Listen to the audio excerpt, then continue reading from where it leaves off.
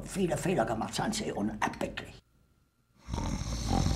Um sich zu autorisieren, behauptet er, ich wäre krank! Ja, vielleicht schon tot!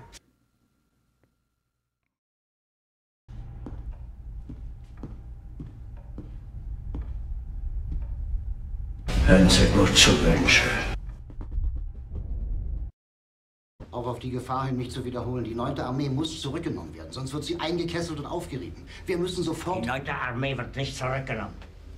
Sagen Sie Bosse, er soll kämpfen, wo er steht. Mein Führer, dann ist die 9. Armee verloren. Wir werden die im Norden und Osten bis an den äußeren Verteidigungsring vorstoßenden Sowjetverbände in einem rücksichtslosen, mit aller Kraft geführten Gewaltschlag zurückwerfen. Mit welchen Kräften, mein Führer?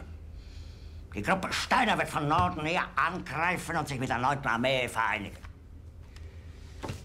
Die 9. Armee ist nach Norden hin bewegungsunfähig. Die Feindkräfte übersteigen unsere Mannschaften um ein 10-faches. Wenck soll mit der 12. Armee die Sache unterstützen. Aber, mein Führer, die 12. Armee marschiert nach Westen, Richtung Elbe. Dann soll die Armee kehrt machen. Dann entblößen wir die Westfront. Haben Sie noch Zweifel an meinem Befehl? Ich glaube, ich habe mich klar genug ausgedrückt.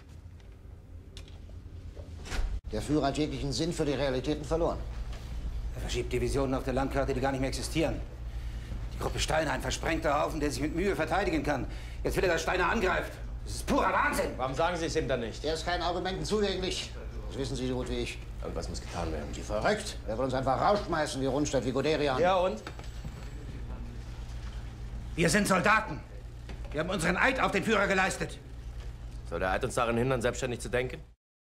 Günsche, ich nehme Ihnen das Versprechen ab.